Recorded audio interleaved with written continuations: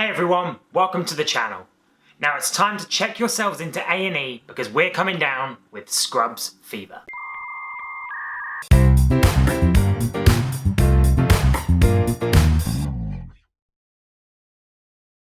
Okay, I apologise, that was pretty cheesy. But the point is, we're going to be talking about Scrubs in today's episode. Now I've been listening to the podcast Fake Doctors, Real Friends with Zach Braff and Donald Faison. It's a really good podcast that delves into the sort of depths of the building and the creation of Scrubs as a TV show.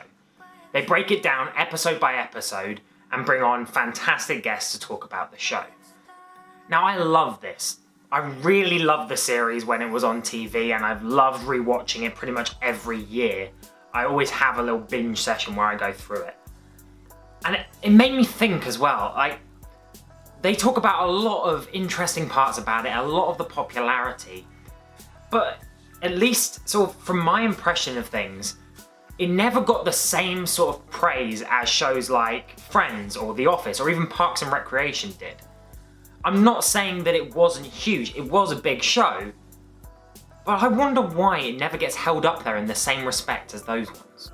Now like I said, I'm not saying that the show was unpopular, far from it in fact. It had a fantastically large audience, one of the largest on television when it was being broadcast, and the show ran for 9 seasons. I mean, that can't be denied. I'm not saying for one stretch of the imagination that this was a cult show by any means. I just don't think it's been as long-lasting and sort of as pervasive in today's sort of meme culture as a lot of other shows out there. And maybe it's because it's a lot more grounded as a show. The humour doesn't rely on sort of punchlines and gimmicks and that kind of stuff. It's a much more realistic approach to humour, much more narrative based as well. It's also played into the fact that this isn't sort of as much as a traditional sitcom and sort of started a bit more of a wave of kind of what single camera sitcoms. As much as some of those other shows did try and do a similar kind of thing, they did it in much their own ways, and Scrubs was a real forerunner of this kind of thing. Now, a large part of this grounded nature comes from the fact that quite often Scrubs is acknowledged as being one of the most realistic portrayals of sort of medical life and the most sort of accurate medical series out there on television. This is due in large part to the show's medical advisors, which are the real-life friends of the showrunner Bill Lawrence, these being Dr. John Doris, who obviously is JD, and in fact is referred to as the real JD on set quite often. As well as that, there's Dr. Dolly Clock, and as well John Turk as well, all of which are obviously become characters in the show. Some of them slightly less directly. Dr. Dolly Clock is actually more representative of Elliot than she is of the character Molly Clock, which obviously shares similar naming structures. Now, because of their influence on the show, a lot of the scenarios that come out of this are real. They're based on real life stories that Bill Lawrence has with John Doris. And because of that, it's a much more character driven show. Rarely do the illnesses sort of influence what's going on. Quite often one of the illnesses or one of the patients might conveniently line up with what's going on that week. But quite often when this kind of thing happens, when there's a fluke like this or a sort of coincidence, the show will mention it. In fact, quite often they say that, a lot of characters say that either they love or they hate Grey's Anatomy because they do these sort of tie-ins where they vaguely tie it together with an overarching narrative or a sort of voiceover, before doing the exact thing themselves and sort of mocking it, kind of. The show, though, sort of really relies on this core of sort of realism and groundedness in order to drive what this show is about. Nowhere in it do they ever sort of come up with these mad diseases that are just so completely rare that no one would have ever heard of them, and the very fact that they managed to diagnose it in the first place is the real miracle of the show. Now there's a fantastic example of the way that Scrubs use this sort of concept of the illnesses not really driving the story so much, is in the episode, well, the 2-part episode, My Lunch and My Fallen Idol. Now these episodes are 2 of the best in the show's run. They're really fantastically written, and at the core of it, they sort of talk about this woman who ends up having rabies, and this infects a number of other patients. Now, although rabies is a bit sort of out there, it's not the most common disease. Obviously, most of us out there have probably heard of it, but it doesn't really affect that many people.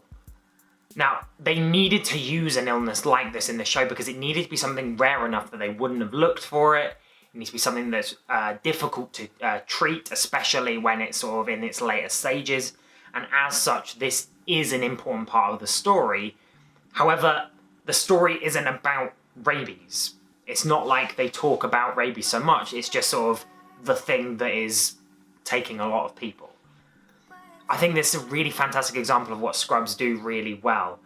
And quite often, and you know what, it's actually not only that, shedding a light on rabies a little bit as well in a way. It's sort of showing that it can happen to people. It's super rare, but this is the sort of impact that it can have. Now, I'll get on to a little bit more about these episodes because they're some of my favourite, and I've got a section later on where I'll talk a little bit more about that. But this is just one of the things that Scrubs does really well in terms of the sort of medical side of things.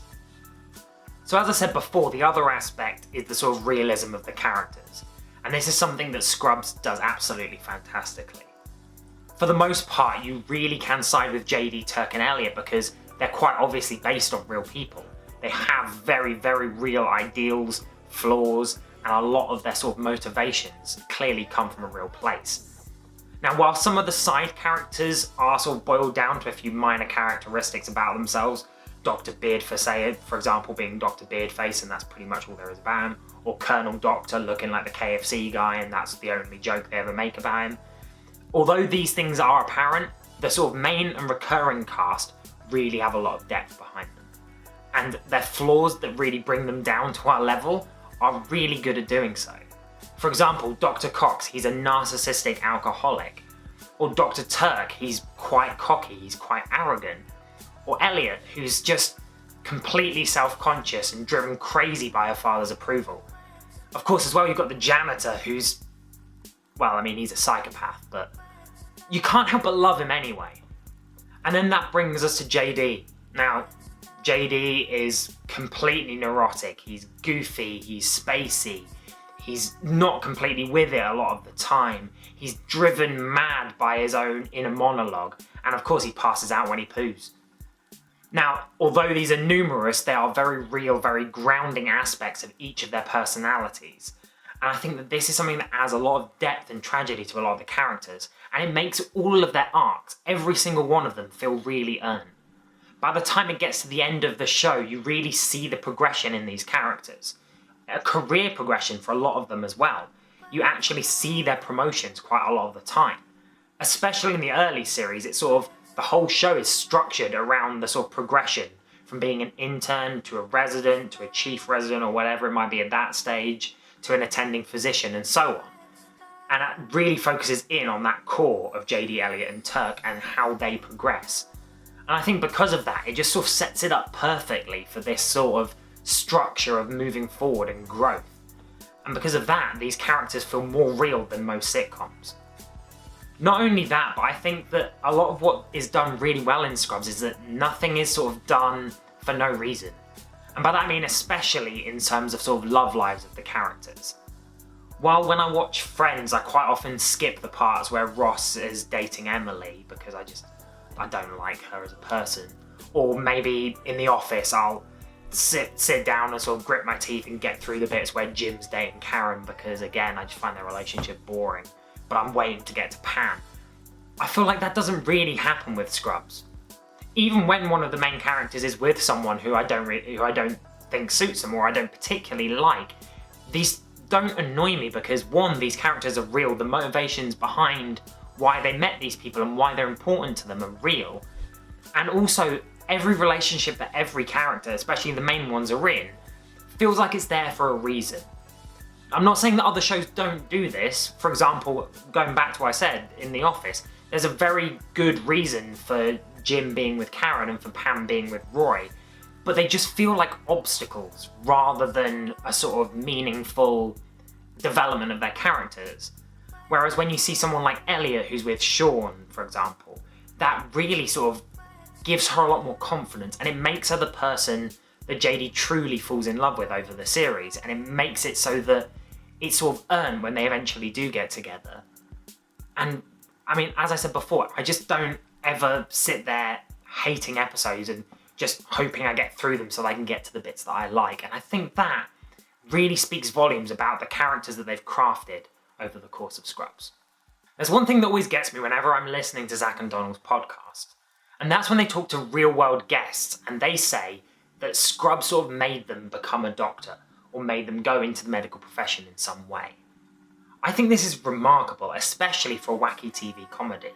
But again, it comes back to those medical advisors that not only sort of give the inspiration behind the characters and the scenarios, but they're also there making sure that everything is accurate from a medical perspective. So rarely do they misportray illnesses or conditions, and quite often they go into a lot of depth onto the people who have these conditions and a lot of the struggles that come about with them. As well as that, all the tolls that they have on doctors as well. There's some fascinating insights into the medical industry from in season 2 where they talk about the sort of medical suppliers, the salespeople for drugs and that kind of thing, who sort of are a sort of corrupt aspect of the world. And as well as that, there's medical malpractice attorneys and stuff that are referred to quite often.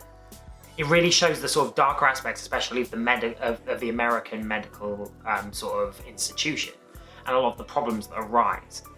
And all of this, you can tell, comes from a very real place. I'm sure that Dr. John Doris has probably come into a lot of problems with this kind of thing, with a lot of bureaucratic nonsense that he doesn't like, but he has to deal with in order to save lives.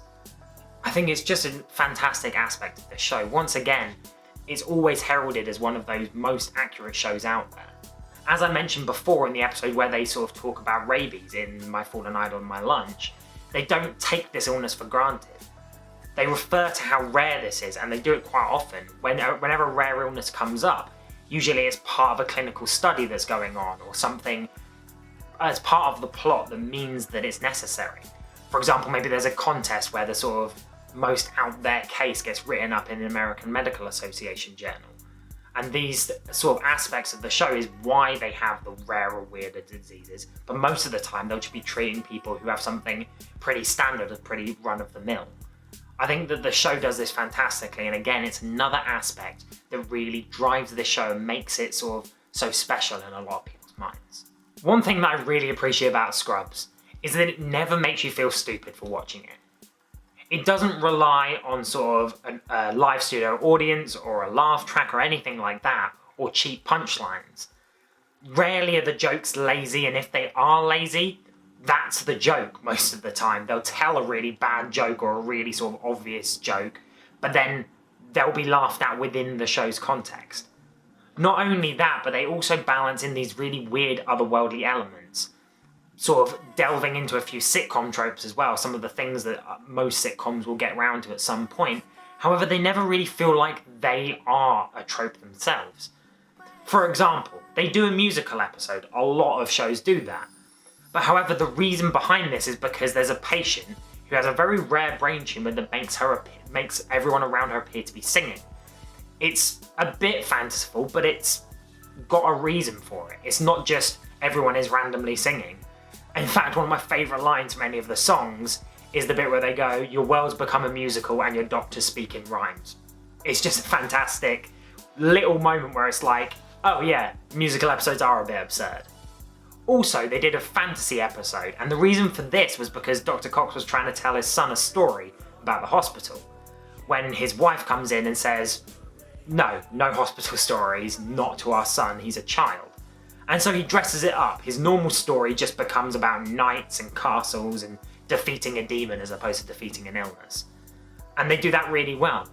The thing about these as well is that they just don't feel like they're not part of the canon, whereas other shows will.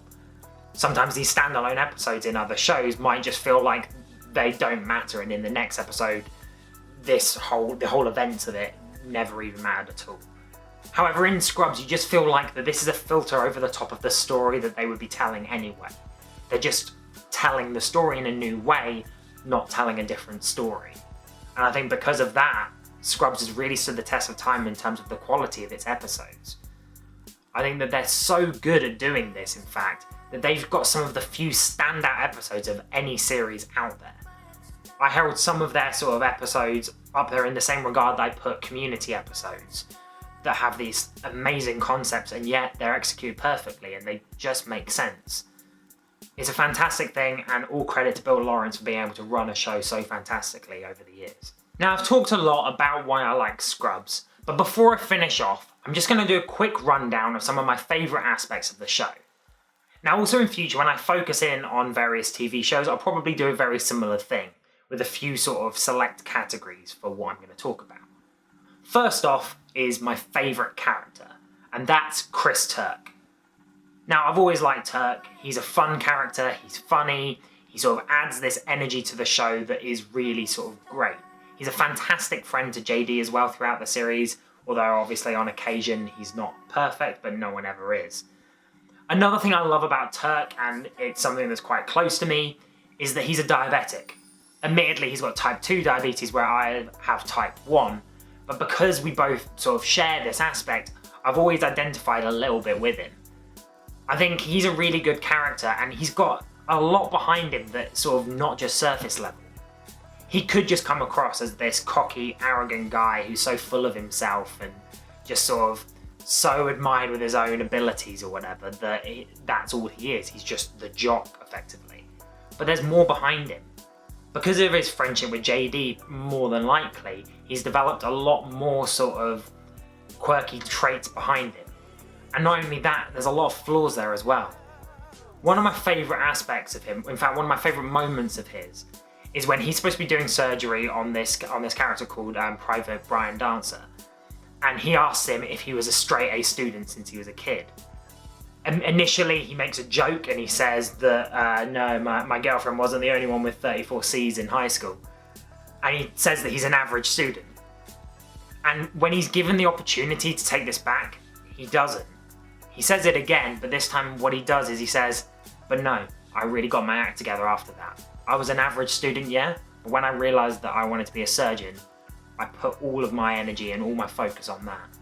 And I think that's what really makes Turk great. You can see that he's a perfectionist, and he's really there to sort of develop himself and become better. And that's what I love about it. Next up is my favourite season. Now, my favourite season of the show is a very difficult question. The problem is, especially with Scrubs, is that a lot of the episodes that really stand out are spread out throughout the whole series runtime in various different seasons. However, with episodes such as My Butterfly, My Screw Up, and My Best Friend's Wedding, the season I'm going with is season 3. Now, the overarching story of this season is a really good one. A lot of funny moments occur throughout, and there's a lot of episodes in this that I think really define the show and what it was to be going forward. Not only that, but I'm also a bit of a sucker for a series finale that sort of has the wedding of two major characters. I'm a romantic, sue me. Now that brings me on to favourite episode. Now, there's 3 sort of main episodes that are held up there quite often as the most commonly selected favourite episodes of the show. Those are My Screw Up, My Lunch, and of course My Musical. The 2 former are sort of really emotional storylines, and the latter is the sort of epitome of Scrubs' goofiness and fun. Now, my favourite episode changes pretty much on every watch through, and it could have been any of the 3 of those. I always love My Musical, and in fact I know all the words to all of the songs. However, the one that I'm going with this time is My Last Words from season 8. Now, My Last Words is a really, really good episode that focuses in on JD and Turk looking after a terminal patient and calling off their plans for their annual traditional steak night. It explores a lot of the sort of theme of death and how this impacts both regular people as well as the medical professionals that sort of take care of people who are terminal. It's a really emotional episode, and it's also filled with a lot of really funny moments and a lot of really quotable lines. The Steak Night song, for example, is something that always comes up whenever I'm talking about Scrubs.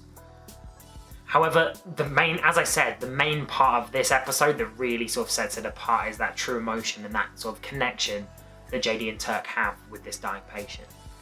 It's a really good episode of the show, and it's a really, really good example of how Scrubs balances the sort of comedic aspects as well as the real sort of hard-hitting emotional drama. I think it's a really perfect example of Scrubs as an episode, and that's why it's my favourite at the moment. Lastly, I'm going with my favourite quote as the last category. Now, there's some really great quotes throughout the entirety of Scrubs. You could take pretty much any summing up statement from JD at the end of an episode, where he sort of philosophically and sort of in-depth sort of breaks down the sort of real main message of the show. As well as that, there's a whole bunch of sort of wacky, weird sort of in-jokes and stuff like that throughout the show. One of my favourites actually, and an honourable mention, is the sort of the exchange between JD and the janitor when JD accidentally goes into a puddle and carries on going, and he talks about a manatee called Julian who he didn't exchange pleasantries with. Fantastic. I can't do it justice right now, but it's a really good quote and it's very funny. And on that line, my favourite quote is this one. Shower shorts.